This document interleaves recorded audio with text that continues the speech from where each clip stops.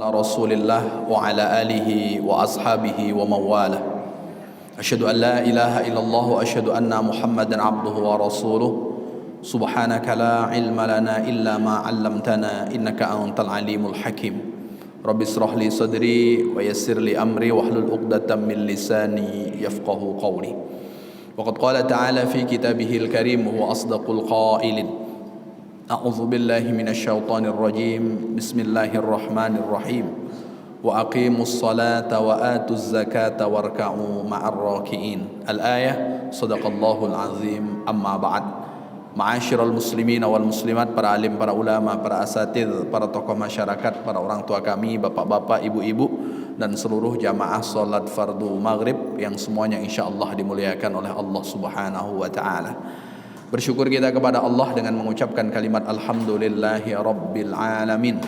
Sampai malam hari ini Allah masih memberikan kita ketetapan iman dan Islam, sehingga dengan ketetapan iman dan Islam tersebut kita tergerak untuk memenuhi panggilan Allah Subhanahu wa taala. Karena iman tak cukup hanya dengan untaian kata, tapi bagaimana kita membuktikan dengan melakukan apa yang Allah Subhanahu wa taala perintahkan. Idza ra'aitumur rajula i'tada 'alal masajid fashidu bil iman. Kalau engkau melihat seseorang yang dia biasa memenuhi panggilan Allah Subhanahu wa taala, maka saksikanlah sesungguhnya dia adalah orang yang beriman. Bersalawat kita kepada baginda Rasulullah dengan mengucapkan kalimat Allahumma salli ala sayyidina Muhammad wa ala ali sayyidina Muhammad. Assalamu alayka ya Rasulullah. Seraya berharap semoga kita menjadi bagian dari umat Rasul yang kelak mendapat syafaatnya di padang mahsyar. Allah kumpulkan kita dengan beliau di dalam surganya. Amin ya rabbal alamin. Bapak Ibu jamaah yang dimuliakan oleh Allah Subhanahu wa taala, pada kesempatan malam hari ini kita akan menyampaikan tema tentang sujud tilawah. Sebelumnya kita sudah membicarakan tentang sujud sahwi, lalu kemudian sujud syukur, dan malam hari ini kita akan menyampaikan tentang sujud tilawah. Dalam sujud tilawah yang akan kita sampaikan adalah pengertian sujud tilawah, dalil sujud tilawah, ayat-ayat sajadah, lalu kemudian tata cara sujud tilawah, dan kemudian yang terakhir bacaan dari sujud tilawah. Pengertian sujud tilawah artinya sujud bacaan. Jadi tilawah itu maknanya bacaan. Jadi ketika ada bacaan yang di dalam bacaan itu dianjurkan untuk melaksanakan sujud, maka bacaan itu disebut dengan sujud tilawah. Sujud tilawah. Lalu kemudian sujud tilawah adalah sujud yang disunnahkan ketika membaca atau mendengar ayat-ayat sajadah. Berarti kapan sujud tilawah itu disunnahkan? Saat kita membaca, atau kalau kita tidak membaca, mendengarkan orang yang membaca sujud tilawah. Itu hukumnya sunnah. Maka imam ketika hari Jumat lalu kemudian membaca surat sajadah di rakaat yang pertama, karena bagi imam membaca sujud tilawah, maka sunnah baginya untuk melaksanakan sujud. Jadi di luar sujud solat itu kalau hari Jumat ada sujud tilawah, maka imam karena membaca baginya sunnah untuk melakukan sujud. Begitu juga bagi makmum, karena makmum mendengarkan imam yang membaca ayat sajadah. Maka Bapak Ibu yang dimuliakan oleh Allah Subhanahu wa taala, kata Abdullah bin Mubarak, hak Quran terhadap kita itu ada 100 ayat minimal yang kita baca di setiap hari. Jadi Al-Quran itu terhadap kita punya hak. Kata Abdullah bin Mubarak, seperti yang dikutip oleh Imam Nawawi Al-Bantani, maka hak Quran terhadap kita itu kita membacanya sejumlah 100 ayat setiap harinya. Ini kata Abdullah bin Mubarak. Supaya apa? Al-Quran yang Rasulullah SAW sebutkan, Al-Quranu hujjatun laka au alaika. Al-Quran itu bisa menjadi hujjah kelak bagi dirimu bermanfaat, atau kemudian bagi dirimu akan memperberat. Maka Al-Quran yang Allah Subhanahu wa taala turunkan melalui baginda Rasulullah sallallahu alaihi wasallam, yang Al-Quran itu mukjizat, dan Al-Quran itu satu-satunya kitab yang jika kita membacanya maka pembacanya dihitung beribadah.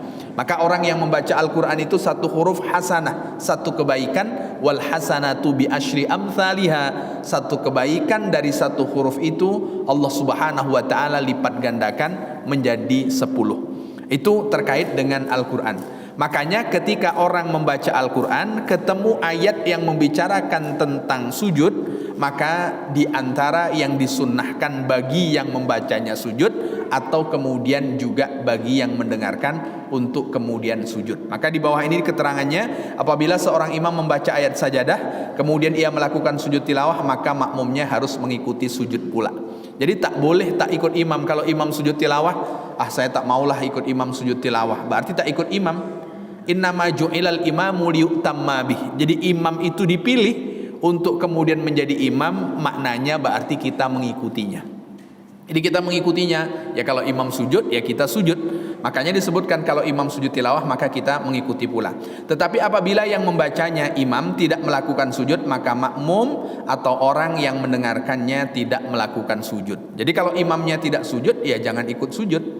Kan sujud tilawah itu sunnah. Kalau dia lakukan berarti dia mengamalkan sunnah yang menjadi kebiasaan Rasulullah Sallallahu Alaihi Wasallam saat membaca ayat-ayat yang membicarakan tentang sujud, yang sujud itu terkait dengan tilawah, maka Rasulullah sujud. Jadi kalau kita ikuti ya berarti mengikuti sunnah Rasulullah Sallallahu Alaihi Wasallam. Sunnah kalau dalam kajian fikih kan mayusabu fa'iluhu. Orang yang melakukan mendapatkan pahala dan orang yang tidak melakukan mendapatkan dosa.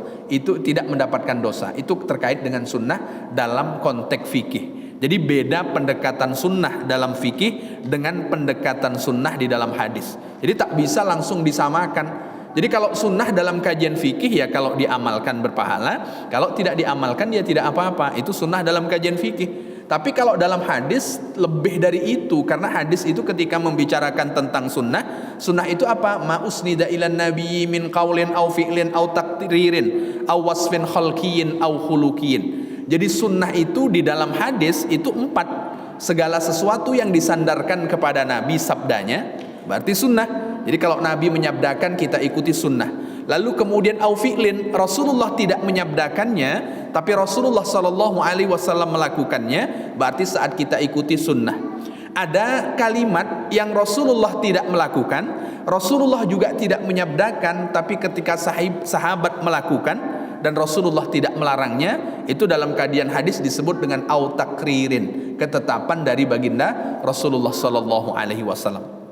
Seperti sholat sunat syukurul wudu, itu kan terkait dengan pernyataan Bilal bin Rabah saat ditanya oleh Rasulullah, ketika Rasulullah mengatakan ya Bilal bima sabak, ya Bilal, wahai Bilal, dengan apa engkau mendahului aku masuk ke dalam surga. Itu kalimat yang Rasulullah Sallallahu Alaihi Wasallam tanyakan kepada Bilal bin Rabah. Maka di antara jawaban Bilal bin Rabah, ma'azantu qattu illa sallaitu rak'atain ba'dah. Selesai aku melaksanakan azan, di antara kebiasaanku teriring dengan setelah itu melaksanakan solat sunat 2 rakaat. Dan dalam riwayat yang lain, solat sunat yang dilakukan oleh Bilal itu adalah solat sunat syukrul wudu. Tapi Rasulullah Sallallahu Alaihi Wasallam lalu kemudian tidak memberikan komentar larangan terhadap apa yang dilakukan oleh Bilal, maka itu disebut dengan takriri, ketetapan.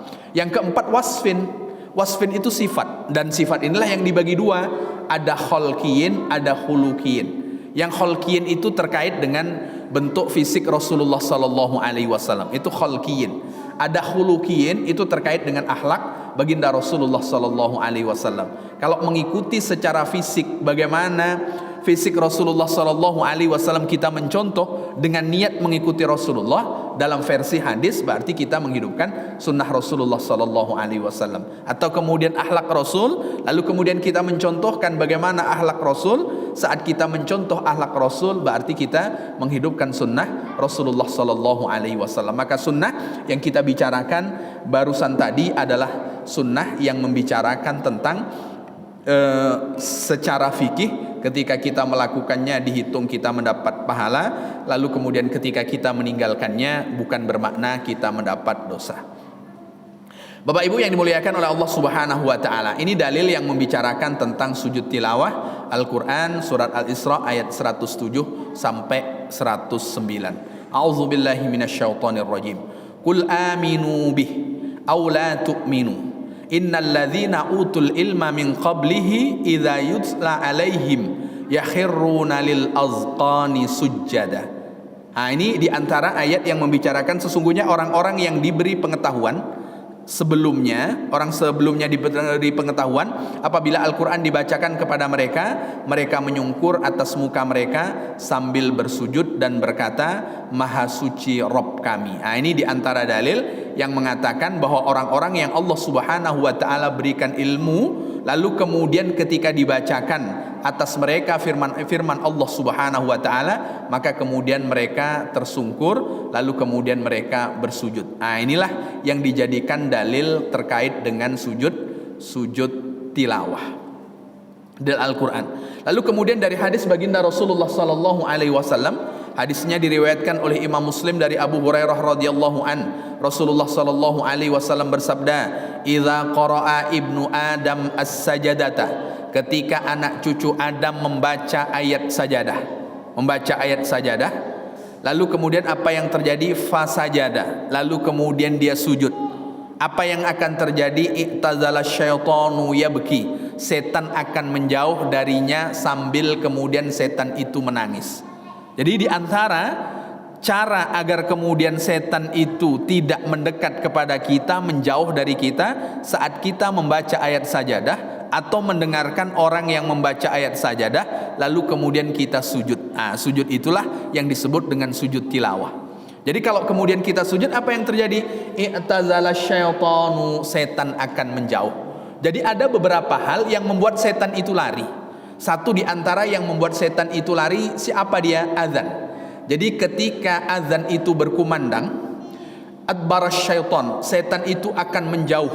Walahu durrat, sampai kemudian bahasa teks hadisnya, setan itu terkentut-kentut. Kenapa? Karena dia ingin menjauh sejauh-jauhnya sehingga tak terdengar olehnya suara azan. Nah, itu setan terkait dengan takut azan. Tapi ketika azan itu dikumandangkan, setan menjauh sejauh-jauhnya. Ketika orang Allahu Akbar takbiratul ihram, setan justru mendekat sedekat-dekatnya. Bagaimana supaya setan yang mendekat kita itu menjauh juga? Kalau ketemu ayat sajadah, maka sujudlah dan kemudian setan akan lari.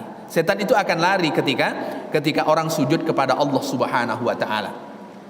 Rasulullah yang menyebutkan. Lalu kemudian kata Rasulullah, setan itu ketika lari bukan hanya sekedar lari, tapi kemudian yabki, setan itu menangis.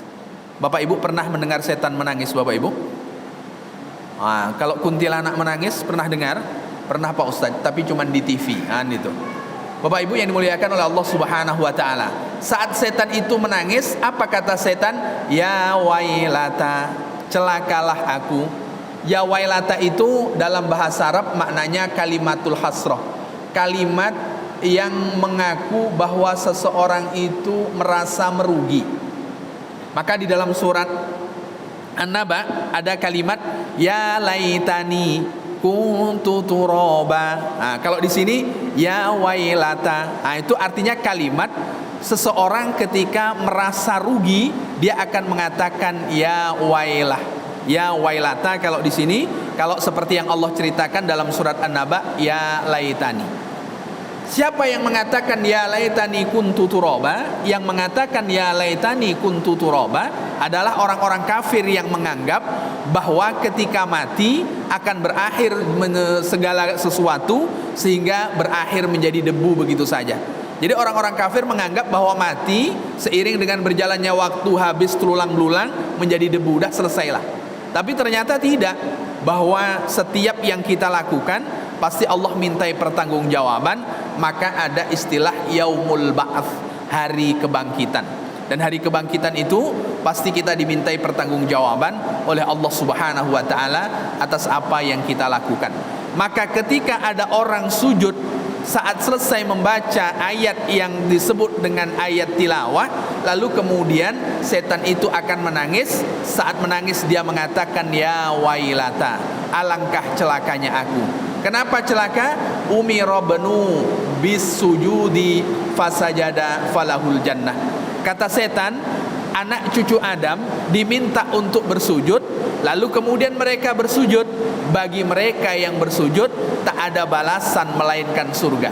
Jadi setan itu tahu kalau orang berbuat baik balasannya surga.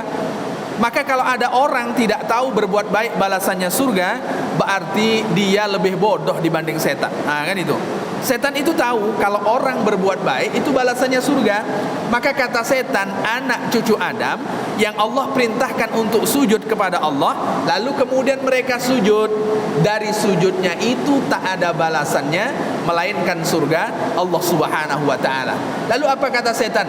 Wa umirtu bisujudi fa asaitu faliyan naru. Sementara aku diperintahkan oleh Allah untuk sujud, lalu kemudian aku ingkar, tak mau sujud, maka bagiku neraka. Jadi setan itu tahu ketika tidak taat kepada Allah, yang dilakukan oleh setan itu sendiri, dia tahu balasannya itu neraka. Dan dia tahu kebaikan anak cucu Adam saat melaksanakan sujud, bahwa balasannya adalah surga Allah Subhanahu wa taala. Maka sejatinya Bapak Ibu, kalau sering kita mendengarkan orang yang mengatakan puasa Pak, lah tak puasalah nanti nunggu tua saja. Padahal dia tahu kalau tidak berpuasa itu berarti dia melanggar apa yang Allah Subhanahu wa taala perintahkan. Tapi dia langgar juga, sama dengan setan. Setan itu tahu terkait dengan apa yang dia lakukan itu melanggar perintah Allah, lalu kemudian melanggar perintah Allah itu balasan neraka. Dan setan itu tahu kalau orang yang melakukan kebaikan, apa dari kebaikan itu balasannya adalah surga Allah Subhanahu wa taala. Setan itu tahu. Maka puncak kenapa setan ini tidak mau sujud kepada Allah, lalu kemudian diawali dari tidak maunya melakukan perintah Allah Subhanahu wa taala untuk sujud kepada Adam alaihissalam. Itu kan awalnya itu. Maka dijelaskan, kalau dosa yang dilakukan seseorang bisyahwatin, dosa itu dilakukan karena didorong oleh hawa nafsu, maka ada potensi untuk mendapatkan ampunan dari dosa yang dia lakukan. Tapi beda kalau dosa yang dilakukan atas dorongan kesombongan, itu sulit untuk diampuni.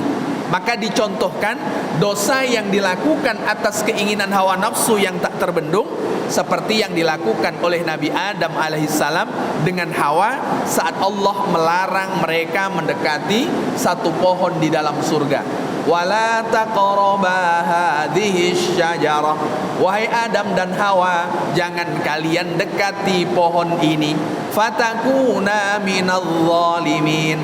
Kalau kalian dekati pohon ini, niscaya kalian termasuk orang-orang yang berbuat zalim. Tapi didekati karena dorongan hawa nafsu, maka Allah terima taubat Nabi Adam. Tapi kemudian ketika iblis disuruh oleh Allah untuk sujud kepada Nabi Adam, aba wastakbara, iblis enggan, lalu kemudian ada kesombongan, sehingga iblis mengatakan bahwa aku lebih baik dibanding Adam. Kenapa? Karena Allah ciptakan aku dari api dan Allah ciptakan Adam dari tanah. Tentu aku yang lebih baik. Maka kesombongan itulah yang membuat dosa iblis, dosa syaitan tidak diampuni oleh Allah Subhanahu wa taala. Nah, inilah hadis yang membicarakan tentang sujud tilawah yang sunnah menurut penjelasan baginda Rasulullah sallallahu alaihi wasallam. Jadi orang anak cucu Adam yang membaca as-sajadah, jadi membaca ayat yang di dalam ayat itu ada menceritakan tentang sujud, lalu kemudian dia sujud, setan akan menjauh dan kemudian menangis. Berarti kalau dia mengamalkan ini, berarti ini di antara hadis yang membicarakan tentang sunnahnya melaksanakan sujud tilawah. Kemudian kesaksian sahabat Abdullah bin Umar tentang sujudnya baginda Rasulullah. Berarti sujud tilawah itu sunnah yang kita lakukan, bukan hanya sekedar Rasulullah sabdakan, tapi juga Rasulullah lakukan. Yang Rasulullah sabdakan hadis sebelumnya tadi, berarti hadis sunnah qauliyah. Yang ini yang Rasulullah sallallahu alaihi wasallam lakukan disebut dengan sunnah fi'liyah. Bagaimana dari Abdullah bin Umar anna Nabiya sallallahu alaihi wasallam, sesungguhnya baginda Rasulullah sallallahu alaihi wasallam kana yaqra'u alaina al-Qur'an, Rasulullah sallallahu alaihi wasallam membacakan kepada kami Al-Qur'an. Jadi istilahnya membacakan, makanya di dalam Al-Quran itu ada namanya talqin. Al-Quran itu tak bisa dipelajari tanpa ditalqin. Talqin itu maksudnya guru membacakan lalu kemudian kita mengikuti. A kata guru, A kata kita, ba kata guru, ba kata kita. Itu talqin namanya. Jadi talqin itu mengikuti apa yang dibacakan oleh guru. Maka Rasulullah ketika mengajarkan kepada para sahabat Al-Quran itu metodenya talqin. Jadi Rasulullah mencontohkan terlebih dahulu, baru kemudian sahabat mengikuti. Maka kalimatnya kana yaqra'u alaina al-Quran. Rasulullah membacakan kepada kami Al-Quran. Fa idza marra bis sajadati. Ketika Rasulullah sallallahu alaihi wasallam bertemu dengan sajadah, maksud sajadah ini adalah ayat yang membicarakan tentang sujud, kabbara wa sajada. Rasulullah sallallahu alaihi wasallam takbir, lalu kemudian Rasulullah sujud. Jadi kalau sudah ketemu ayat sajadah, Allahu akbar, Rasulullah sujud. Jadi sujudnya itu bukan sujud saja, tapi diawali dengan kalimat takbir Allahu akbar. Makanya di hari Jumat ketika membaca ayat sajadah, maka ketika sampai di ayat sajadah, imam kemudian Allahu Akbar dan kemudian sujud sebagai aba-aba bahwa kita baru saja melewati ayat yang berbicara tentang sujud, yang kemudian disebut dengan sujud tilawah. Kan ada Allahu Akbar, sehingga makmum tahu ini adalah terkait dengan sujud tilawah. Wa sajadna ma'ahu, karena Rasulullah sujud, kami juga ikut sujud bersama dengan Rasulullah sallallahu alaihi wasallam. Ini kesaksian sahabat Abdullah bin Umar tentang sujud tilawahnya baginda Rasulullah sallallahu alaihi wasallam. Bapak Ibu yang dimuliakan oleh Allah Subhanahu wa taala. Ini di antara ayat-ayat yang membicarakan tentang sujud tilawah. Ini di antaranya. Surat Al-A'raf ayat 206. A'udzubillahi minasyaitonir rajim.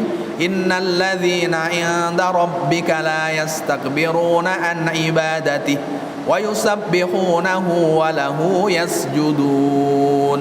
Ini Bapak Ibu, kalau seandainya kita tilawah membaca Al-Quran, ketemu dengan ayat ini meskipun tidak dalam keadaan sholat, tetap disunahkan untuk sujud. Jadi tetap disunahkan untuk sujud. Jadi kalau kita membaca Al-Quran, apalagi bulan Ramadan, kan kita membacanya dari juz 1 sampai juz 30. Kalau di luar bulan Ramadan sama Bapak Ibu, juz 1 sampai juz 30 juga. Wah, kalau sama ini alhamdulillah ini. Ada beberapa masjid di Pekanbaru ini Bapak Ibu, ada punya komunitas orang-orang tua yang sudah pensiun. Jadi apa ini komunitasnya? Ya hanya sekedar punya keterpautan hati, sehingga dia punya kewajiban menurut dirinya untuk kemudian sama dengan teman-temannya hatam Al-Quran. Jadi sudah disepakati, berarti kalau 1 bulan hatam, berarti semuanya yang masuk dalam satu kelompok itu juga hatam. Jadi hatam, maka mereka nanti akan buat hataman Quran versi mereka. Jadi hataman Quran, lalu kemudian mereka mensyukuri. Itu hanya untuk menterpautkan bahwa kadang orang ini kalau tidak dimotivasi oleh orang lain, kita tidak termotivasi pula untuk melakukan kebaikan. Maka kata Rasulullah sallallahu alaihi wasallam, kalau terkait dengan agama maka tengoklah orang di atasmu. Kalau terkait dengan dunia maka tengoklah orang di bawahmu. Supaya apa? Supaya kita menjadi hamba yang tertulis sebagai hamba yang syakira, hamba yang bersyukur, lalu kemudian sabira, sebagai hamba yang bersabar. 2 titel inilah yang mengantarkan seseorang masuk ke dalam surga. LCMA saya itu tak jadi jaminan masuk ke dalam surga. Tapi kalau sudah dapat titel sajida, lalu kemudian orang syakira, orang yang bersyukur, lalu kemudian sabira, orang yang bersabar, itu balasannya surga Allah Subhanahu wa taala. Makanya Allah Subhanahu wa taala ketika membicarakan sabar, innama yuwaffas sabiruna ajrahum bighairi hisab. Allah akan sempurnakan pahala orang-orang yang sabar dengan tidak terhitung. Ma yaf'alullahu bi'adzabikum in syakartum. Allah tidak akan mengazab kalian jika kalian orang-orang yang bersyukur. Maka wajar kalau orang yang bersyukur lalu kemudian dia bersabar, tak ada balasannya melainkan surga Allah Subhanahu wa taala. Lalu kemudian yang berikutnya surat Ar-Ra'd. Ini Bapak Ibu, walillahi yasjudu man fis samawati wal ard. Ada kalimat sujud. Lalu kemudian di dalam Al-Qur'an biasanya diberi tanda ini Bapak Ibu. Itu tanda kayak ada apa namanya itu, kayak ada masjid, tapi biasanya di dalam Al-Quran itu ditulis di sebelahnya sajadah. Maknanya bahwa di situ kita dianjurkan untuk kemudian sujud tilawah. Kemudian ini, nah ini, coba lihat di dalam teks ini kan tak ada ininya, tak ada kalimat sujud, tapi ini masuk dalam kategori sujud tilawah. Yakhafuna rabbahum min fawqihim wa yaf'aluna ma yu'marun. Jadi memang ini sudah ada diberi tanda di bagian-bagian mana kemudian kita sujud tilawah. Ini juga di dalam surat Al-Isra ayat 17. Wa yakhirruna lil azqani yabkuna wa yaziduhum khusyu'a. Ini juga di antara ayat yang membicarakan sujud tilawah. Ar-Ra'd ayat 17. Nanti Bapak Ibu kalau baca Quran itu sudah ada biasanya, sudah ada tandanya, lalu kemudian tengok di sampingnya, biasanya ada tanda untuk dianjurkan sujud tilawah. Lalu kemudian surat Maryam ayat 19, lalu kemudian surat Al-Hajj ayat 22, kita cepatkan saja Bapak Ibu. Lalu kemudian surat Al-Hajj ini ya 22, kemudian surat Al-Furqan ayat 25, lalu kemudian surat An-Naml ayat 27. Nah, ini surat As-Sajadah yang setiap pagi Jumat. Innama yu'minu bi ayatina alladzina idza dzukiru biha kharru sujada wa sabbahu bihamdi rabbihim wa hum la yastakbirun. Allahu akbar. Nah, kata imam, itu bukan takbir ruku tapi takbir sujud tilawah. Nah, ini biasanya kalau di tempat yang jarang imam ngasih aba-aba, Bapak Ibu jamaah, bahwa kita nanti akan sujud tilawah. Nah, kalau kita tak kasih aba-aba, nanti pas Allahu Akbar itu anggapannya adalah ruku. Makanya sujud tilawah itu harus kita niati, harus diniatkan bahwa kalau lewat ayat sujud tilawah nanti ketika ketemu, berarti kita niat untuk melaksanakan sujud tilawah. Kemudian ada surat Shad, kita cepatkan saja Bapak Ibu. Surat Fussilat, nah ini yang sering. Lalu kemudian ada surat An-Najm, ada surat Insyiqaq. Wa idza quri'a 'alaihimul Qur'anu la yasjudun. Ini surat Al-Alaq. Nah, surat Al-Alaq. Kalla la tuti'hu wasjud waqtarib, di penghujung. Terdengar suara saya Bapak Ibu? Tidak dengar ya? Kurang dekat. Baik, Bapak Ibu yang dimuliakan oleh Allah Subhanahu wa taala, kita lanjutkan tata caranya. Sujud tilawah dilakukan cukup satu kali saja dan dapat dilakukan pada waktu melaksanakan sholat atau di luar sholat. Kalau sujud sahwi berapa kali Bapak Ibu? 2 kali kan? Kalau sujud tilawah itu cukup 1 kali. Cara sujud tilawah dalam sholat, ketika sampai pada ayat-ayat sajadah, maka langsung sujud 1 kali dengan membaca doa sujud tilawah, kemudian kembali ke posisi semula dan meneruskan bacaan sholat. Jadi sujud, balik lagi seperti posisi semula saat kemudian kita melanjutkan bacaan yang belum kemudian kita selesaikan. Nah, ini tata cara sujud tilawah. Cara sujud tilawah di luar sholat, ketika mendengar atau membaca ayat sajadah, kemudian niat dalam hati bertakbir, kemudian sujud, setelah itu bangkit dari sujud dengan membaca takbir, kemudian melanjutkan lagi bacaannya jika masih ada. Jika masih ada. Itu terkait dengan cara sujud tilawah di luar sholat. Bacaannya apa? Nah, ini sudah hafal Bapak Ibu. Sajada wajhi lilladzi khalaqahu wa saqqa sam'ahu wa basarahu bihaulihi wa quwwatihi fatabarakallahu ahsanul khaliqin.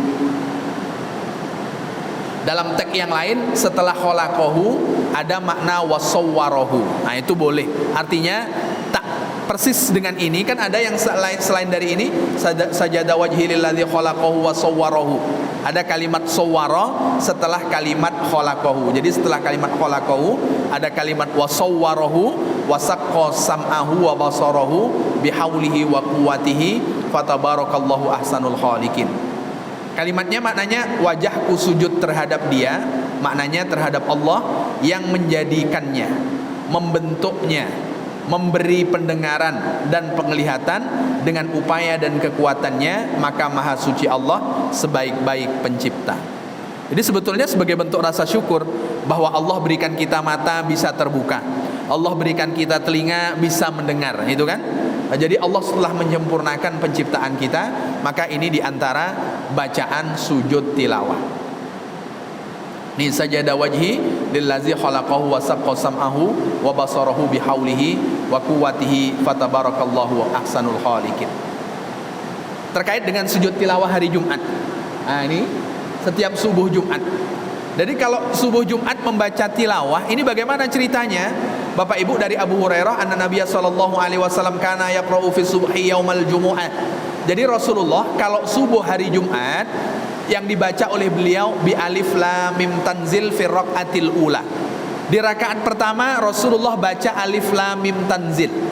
Jadi alif lam mim tanzil itu nama lain dari surat Sajadah. Jadi surat Sajadah nama lainnya alif lam mim tanzil, karena diawali dengan alif lam mim tanzil. Nah, itu karena diawali itu, maka sebutan nama selain surat Sajadah alif lam mim tanzil. Sama dengan Al-Fatihah, itu kan banyak namanya. Ada Al-Fatihah, ada Ummul Quran, dan kemudian selain lain sebagainya. Jadi Rasulullah kalau hari Jumat rakaat pertama dia membaca surat Sajadah, rakaat yang kedua beliau membaca surat Al-Insan. Hal ata 'alal insani hinum minad dahr. Nah, itu rakaat keduanya Rasulullah. Kira-kira di sini sama Bapak Ibu? Wah, ini luar biasa nih berarti. Biasanya di sebagian tempat ini cuman Sajadah saja, tidak sampai kemudian surat Al-Insan. Karena kalau dengan Al-Insan ini lumayan lama. Tapi bagi orang yang sudah biasa, sebetulnya biasa saja. Karena tak biasa itu mungkin agak sedikit kaget. Tapi ini diantara kebiasaan Rasulullah SAW setiap hari Jumat. Kemudian yang kedua, dari Abdullah bin Abbas, anna Nabiya sallallahu alaihi wasallam kana yaqra'u fi salatil fajri yaumal jumu'ati alif lam mim tanzil. Jadi kalau riwayat Ibn Abdullah bin Abbas tidak mengatakan sholat subuh, tapi sholat fajar. Maknanya apa? Sholat subuh bahasa lainnya itu adalah sholat fajar. Jadi Rasulullah membaca alif lam mim tanzil, lalu kemudian wahal ata 'alal insani hinum minad dahr. Lalu kemudian wa anna Nabiya sallallahu alaihi wasallam yaqra'u fi sholatil jum'ah suratal jumu'ah wal munafikin. Ternyata Rasulullah kalau hari Jumat itu tidak selama-lamanya membaca alif lam mim tanzil dengan Al-Insan. Karena di riwayat yang lain Rasulullah juga ada ketika yaqra'u fi sholatil jum'ah, di dalam sholat Jumat, mohon maaf, di dalam sholat Jumatnya Rasulullah membaca surat Jumu'ah, lalu kemudian di rakaat yang kedua Rasulullah membaca surat Munafikin. Ini Rasulullah ketika pada hari Jumatnya. Jadi ini artinya ketika subuh Jumatnya Rasulullah Sajadah, lalu kemudian ketika sholat Jumatnya Rasulullah membaca Al-Jumu'ah dengan kemudian Al-Munafikin. Itu Rasulullah SAW. Meskipun nanti kalau kita baca buku surat-surat yang dibaca oleh Rasulullah, itu tak selamanya Rasulullah hari Jumat itu membaca surat Sajadah dan kemudian Al-Insan, tapi yang lebih banyak itu yang kemudian beliau baca.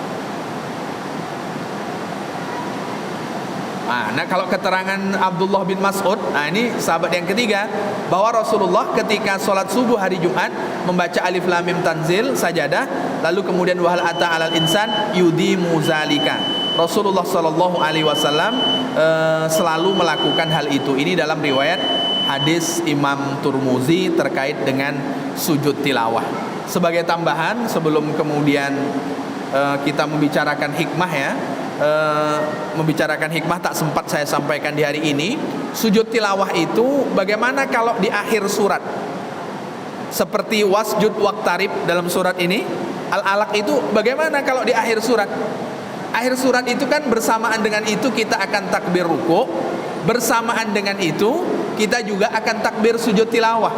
Lalu kemudian bagaimana makmum membedakan apakah imam ini akan takbir ruku' atau kemudian takbir sujud tilawah? Nah, makanya kalau kemudian kita membacanya di akhir surat, maka kita sujud saat akhir surat, lalu kemudian bangun lagi dari sujud untuk menambah dengan ayat yang lain. Baru kemudian kita sujud, supaya tidak membuat makmum untuk kemudian membedakan ini takbir imam untuk ruku' atau kemudian takbir imam untuk kemudian sujud sujud tilawah. Nah, ini ketika berada di akhir surat. Jadi ayat sujud tilawahnya berada di akhir surat. Lalu kemudian masih ada hikmah, masih ada hukum, lalu kemudian bagaimana imam 4 mazhab. Nah, insya Allah kita akan bicarakan di pertemuan yang akan datang. Jadi masih ada hikmahnya, masih ada hukumnya, lalu bagaimana komentar mazhab Syafi'i, lalu kemudian Hanafi, lalu kemudian Maliki, dan kemudian Hambali terkait dengan sujud tilawah. Insya Allah kita akan sampaikan di pertemuan yang akan datang insya Allah.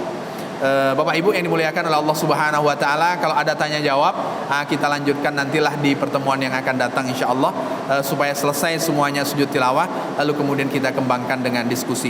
Demikian tutur kata yang tak berkenan, saya mohon maaf yang sebesar-besarnya. Semoga hujan yang Allah turunkan ini menjadi hujan yang bermanfaat. Allahumma shayyiban nafi'a. Demikian sama-sama kita tutup dengan doa kafaratul majlis. Subhanakallahumma wa bihamdika asyhadu an la ilaha illa anta astaghfiruka wa atubu ilaik. Assalamualaikum warahmatullahi wabarakatuh.